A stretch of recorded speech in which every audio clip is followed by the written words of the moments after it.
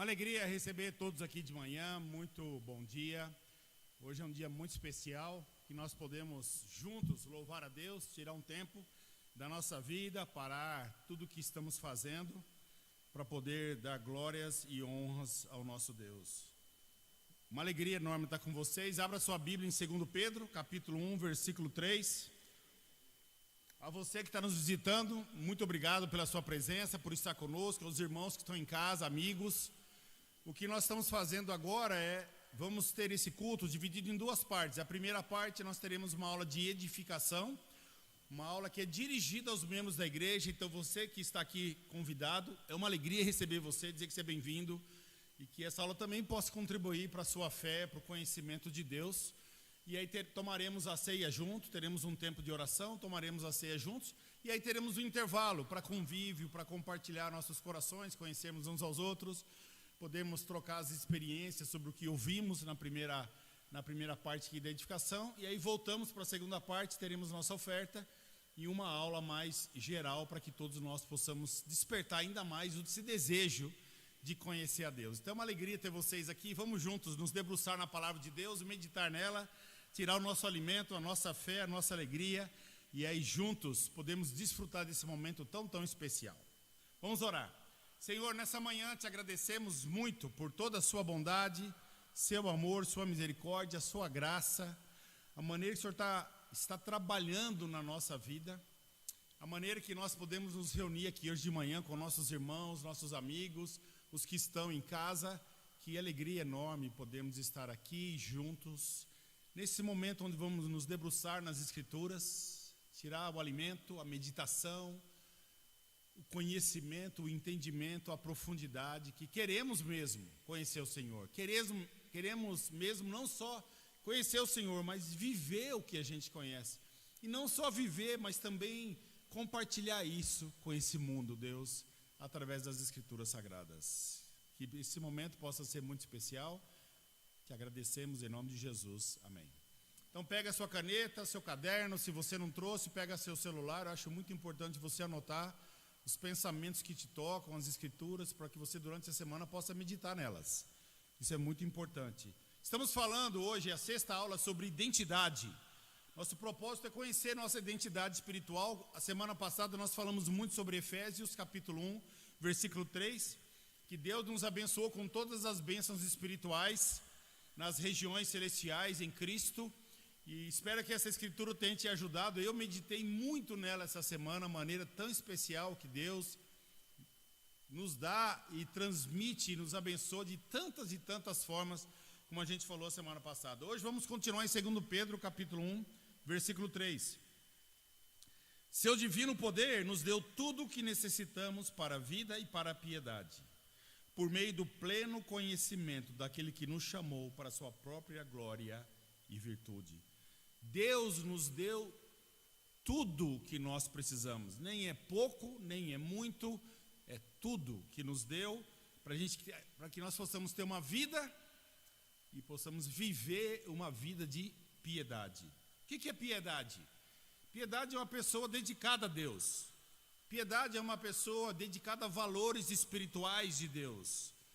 É uma pessoa que é dedicada e também vivencia na sua vida esses valores espirituais. Isso é uma pessoa piedosa. Alguém que tem respeito pela palavra de Deus, respeito às coisas religiosas.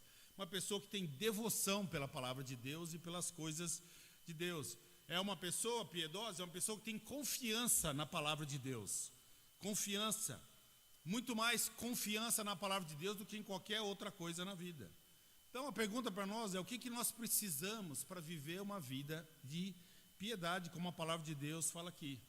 Primeira coisa é confiança na palavra de Deus. Confiança. Muito mais confiança na palavra de Deus e muito menos confiança e segurança nas circunstâncias que estão na nossa vida, que são dias estão bem e dias não estão bem. Literalmente, o que a palavra de Deus fala aqui é que o divino poder deu a nós essa capacidade de viver essa vida, de sermos piedosos. E a palavra de Deus deixa claro como que isso chega até nós: por meio do pleno conhecimento daquele que nos chamou para a sua própria glória e virtude. Então isso vem maravilhosamente através do conhecimento de Deus. E é interessante que o poder divino de Deus é ilimitado. Deus não tem limites. Deus pode tudo. Deus é o Todo-Poderoso e Altíssimo. E é esse poder, por meio desse poder, Ele nos dá tudo o que a gente pode, tudo que a gente precisa para viver essa vida piedosa. Precisamos do quê? Somente disso, do que Deus já nos deu, cada um de nós, para desfrutar dessa vida tão especial que Deus tem planejado para cada um de nós. A pergunta é, você crê que você tem tudo? Porque está escrito aqui. Não está escrito aqui ou não? Não é? Mas a pergunta é, você crê nisso que está escrito aqui? Você tem tudo? Tudo já foi te dado? Deus já te deu tudo? Porque se nós cremos no que está escrito na palavra de Deus, então a gente não precisa de mais nada. A gente já tem tudo para viver essa vida maravilhosa que Deus planejou para cada um de nós. Então você vê, olha que interessante, a palavra de Deus foi escrita para nós. Deus escreveu a palavra dele para nós. Então é Deus que está escrevendo para nós, tentando convencer você e eu, a cada um de nós, de que Ele já deu tudo que você precisa e que eu preciso para a gente ter uma vida de piedade através de Jesus Cristo. A vida e a piedade estão no foco de Deus, no centro da vida, no centro da nossa vida. Mas olha que interessante, como que ela vem? Através do pleno conhecimento. Então, por meio do conhecimento, você vai atingir essa vida de piedade e ter a vida que Deus planejou para você. Porém, o que acontece? A ignorância espiritual vai garantir também que você não tem uma vida de piedade. Então, a ignorância espiritual te leva a uma vida de impiedade. Por quê? Porque a palavra de Deus diz que o poder divino de Deus vai conduzir você até essa vida que Ele planejou por meio do quê? Por meio do conhecimento de Deus. Então, essa escritura tem 3 implicações importantes para nós. Tem um alerta e tem uma promessa.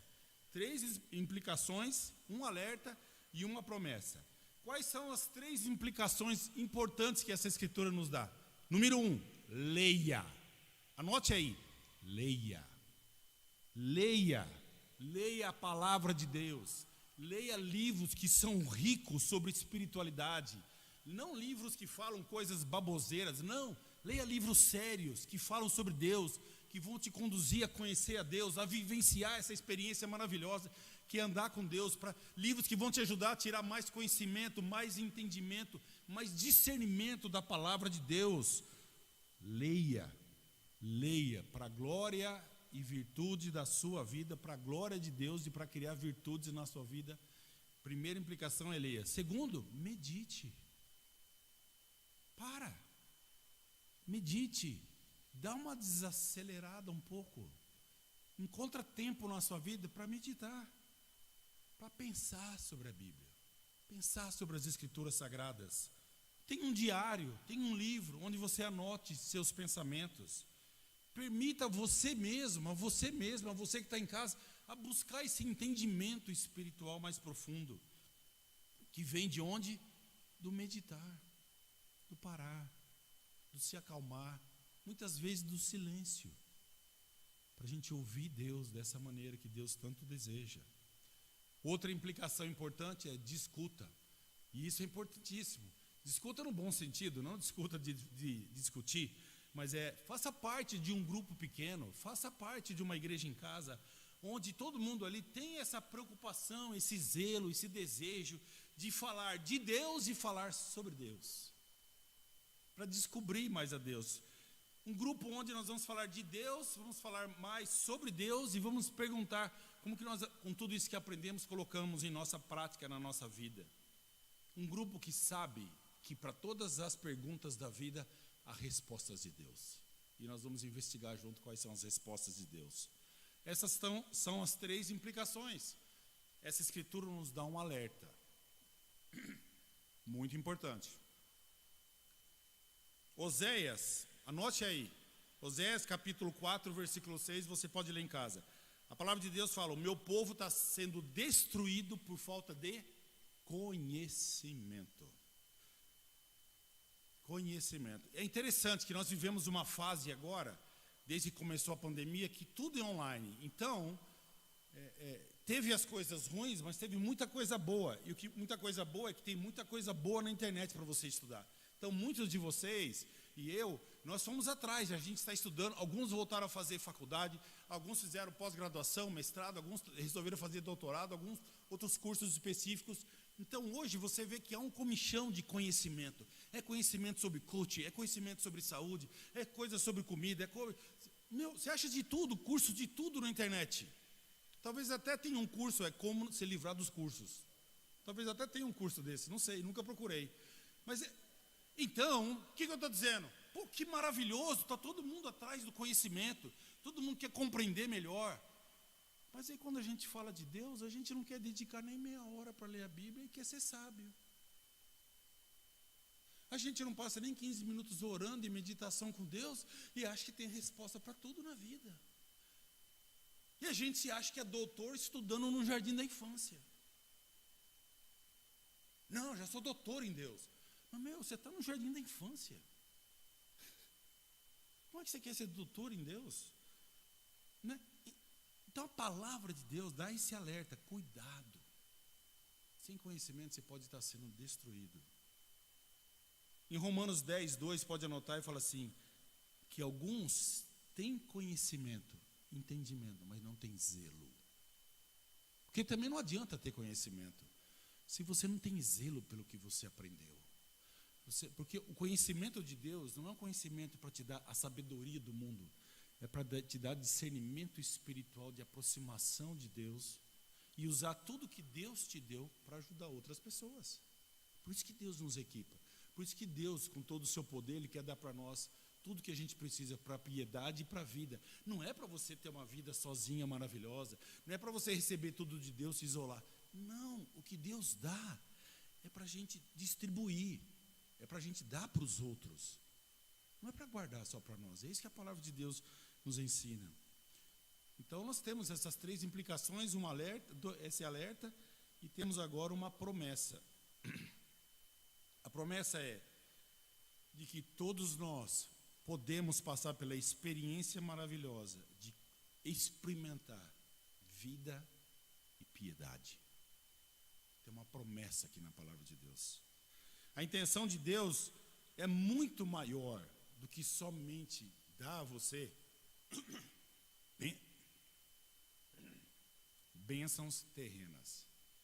Deus quer dar muito mais do que isso para a sua vida. Nossa vida se revela como uma devoção a Deus. Uma vida que deseja realmente conhecer a Deus. Uma vida que deseja expressar esse conhecimento por meio da honra a Deus, por meio do amor, por meio da servidão, dentro da comunidade que eu vivo e dentro do mundo que eu vivo. É isso que é a minha vida, uma vida de devoção. Tornando a minha vida não uma vida exclusivista somente a mim, mas uma vida de devoção, de entrega. Eu estou disponível para Deus para ajudar quem for preciso. Esse é o que Deus quer, que a gente olhe para nós e se enxergue dessa maneira, essa identidade. Olha quem eu sou. Eu sou um homem que Deus deu tudo para eu viver a vida e piedade. Deus está me dando esse conhecimento para que eu me torne o que Deus sempre sonhou por mim. E aí eu possa, nesse processo, que é um processo que nunca termina, que Deus já começou, mas ainda não terminou, eu possa continuar sendo usado por Deus na minha vida pessoal. Então, para que tudo isso aconteça na sua vida, que você possa experimentar tudo isso, Deus vai te passando isso, ao longo da vida, ao longo dos anos, esse conhecimento, esse entendimento, essa compreensão. Sabe, não acontece assim, ó. Deus não é professor de faculdade. Porque quando você está no jardim da infância, quando você está no Fundamental 1, 2, ensino médio, o professor passa tudo para você, né? Tudo mastigadinho, tem os caderninhos, tudo. Sem faculdade, que professor é louco, meu irmão. Ele fala assim, ó, leia da página 50 até a 95 e a semana que vem tem prova. Ó, todo mundo que estuda em universidade reclama de professor que só... se vira. E o professor adora isso, né? Se vira, meu irmão. Você ainda está pagando para receber isso, imagina. E aí o cara fala, se vira, né? Deus não faz assim. Deus não fala, tá aí o conhecimento, pega, se vira. Não. Estamos falando de Deus, gente. Deus não é assim. Bem ao contrário. Você precisa abraçar isso. Você precisa querer. De todo o coração. Querer mesmo, abraçar de maneira muito especial esse pleno conhecimento de Deus. Um exemplo para todo mundo entender, principalmente a nova geração, é o seguinte.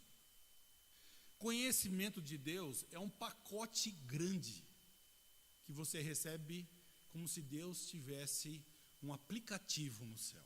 Tá bom? Agora todo mundo entende.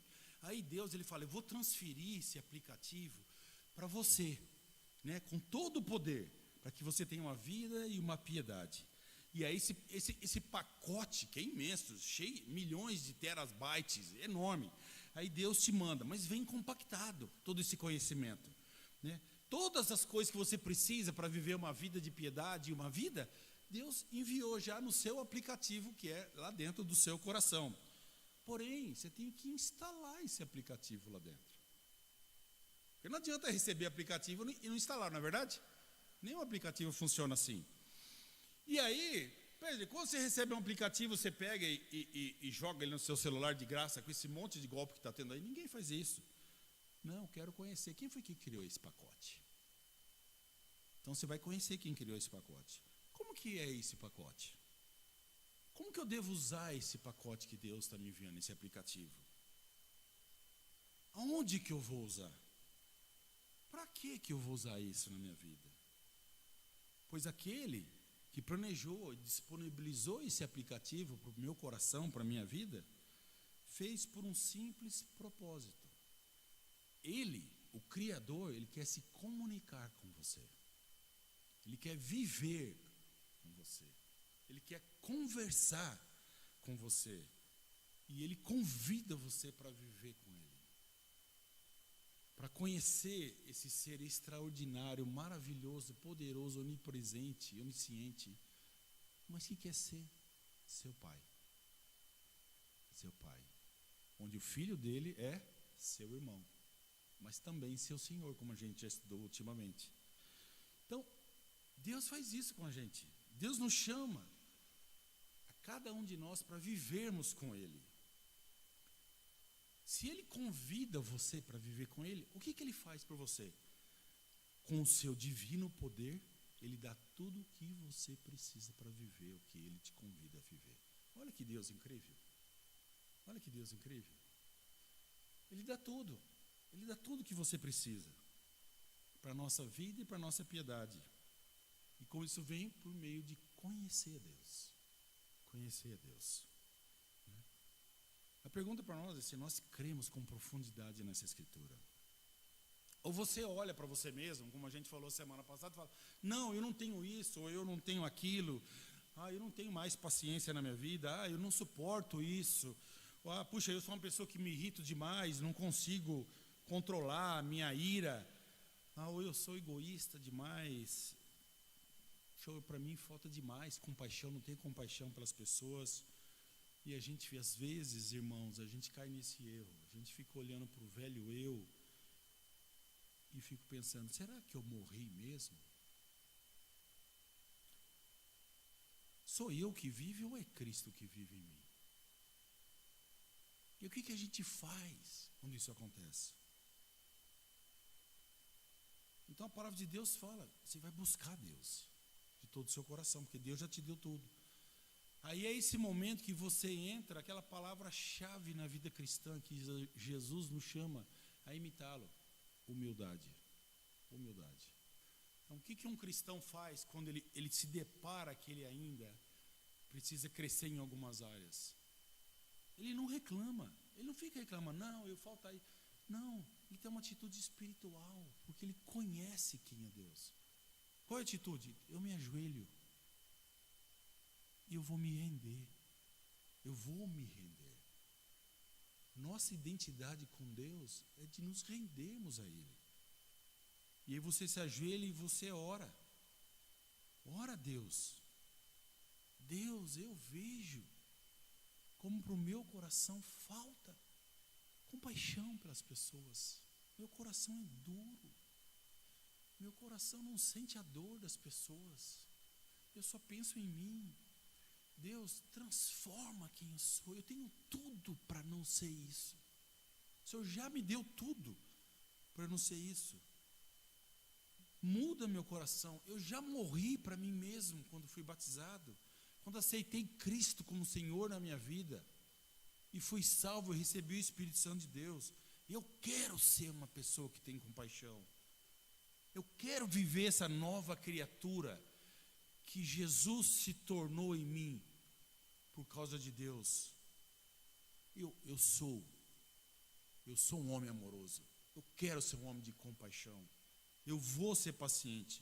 Por Cristo me deu, Deus já me deu tudo o que eu preciso para me tornar essa pessoa. Deus já me deu tudo o que eu preciso para me tornar essa pessoa.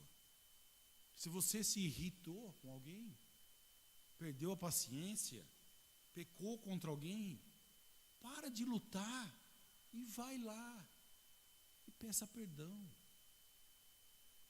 Esse é o cristão, o caminho simples da vida. Peça perdão.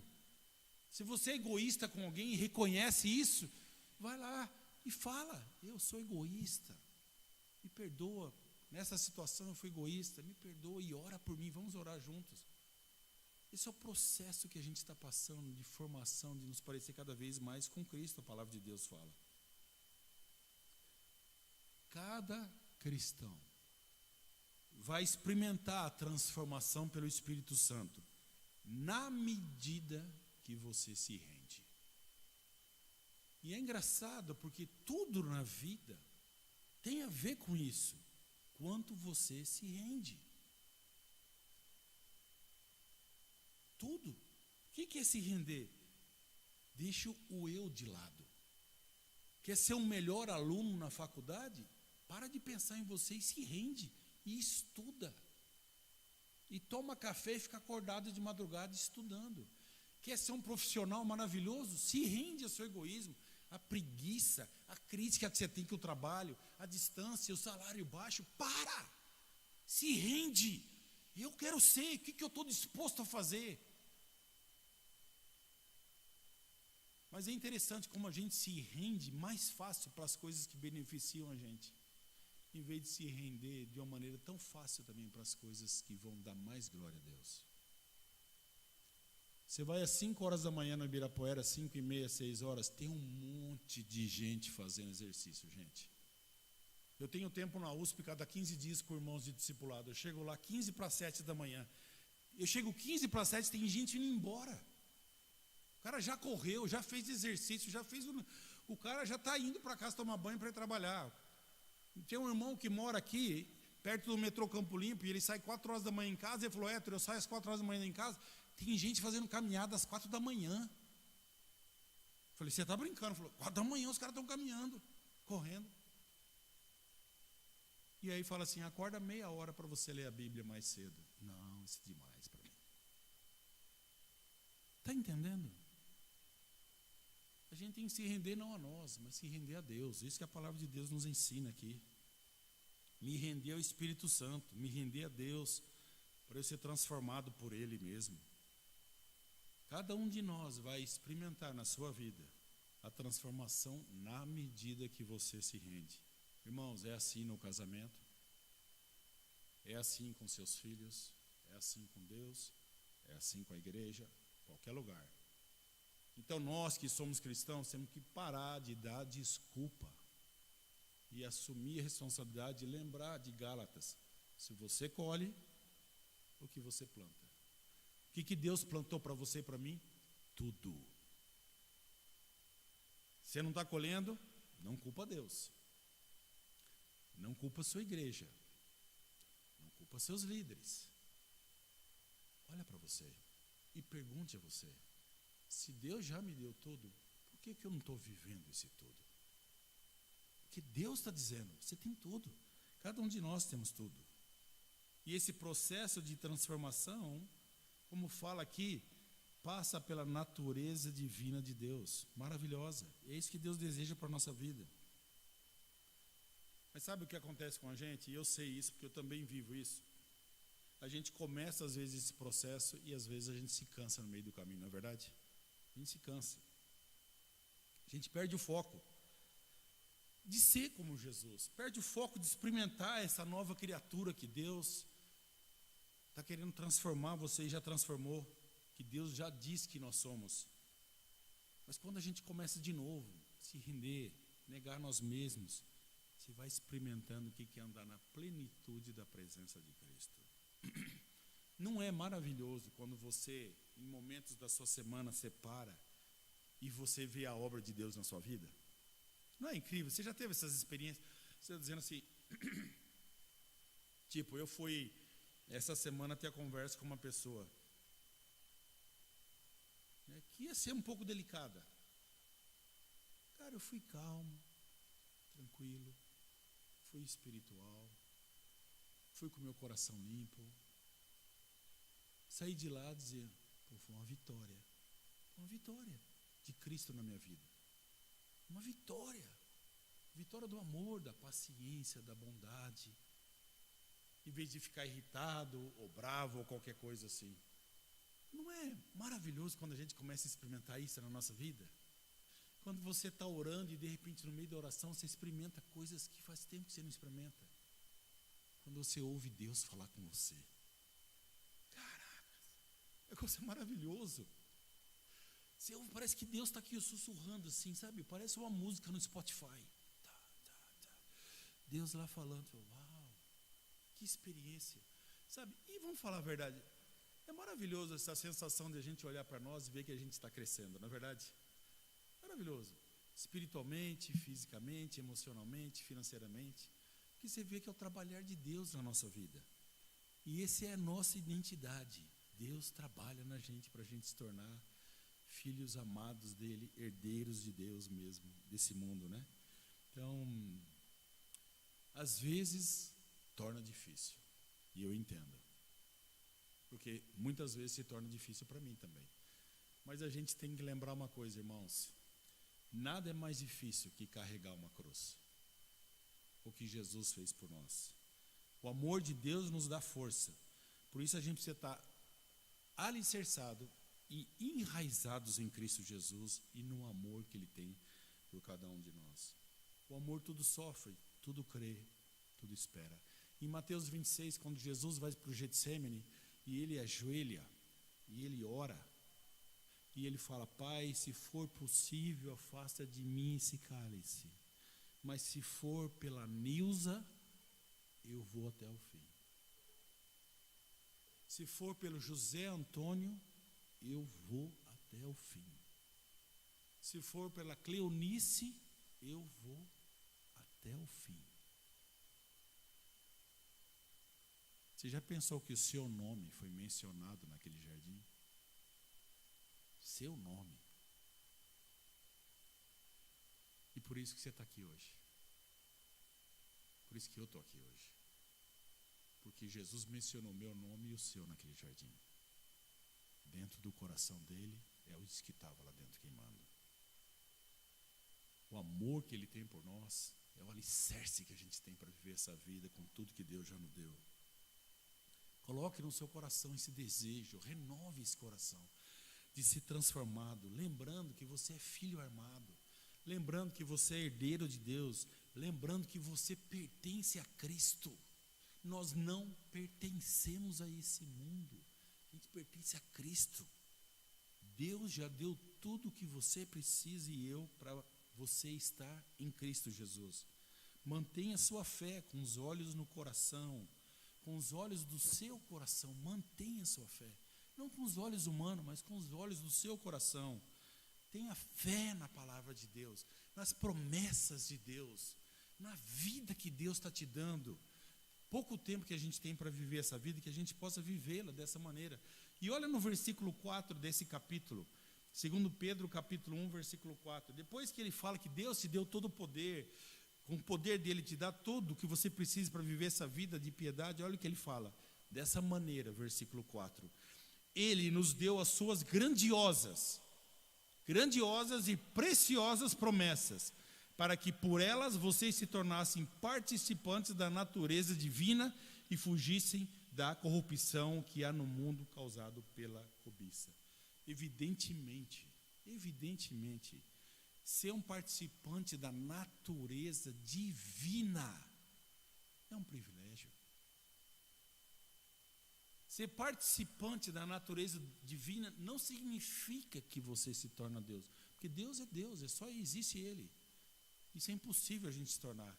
Mas por intermédio dessa regeneração, dessa mudança na nossa vida, nós somos criados em sentido, como ele fala aqui na palavra de Deus, nós estamos deixando a nossa natureza humana. Ficou para trás.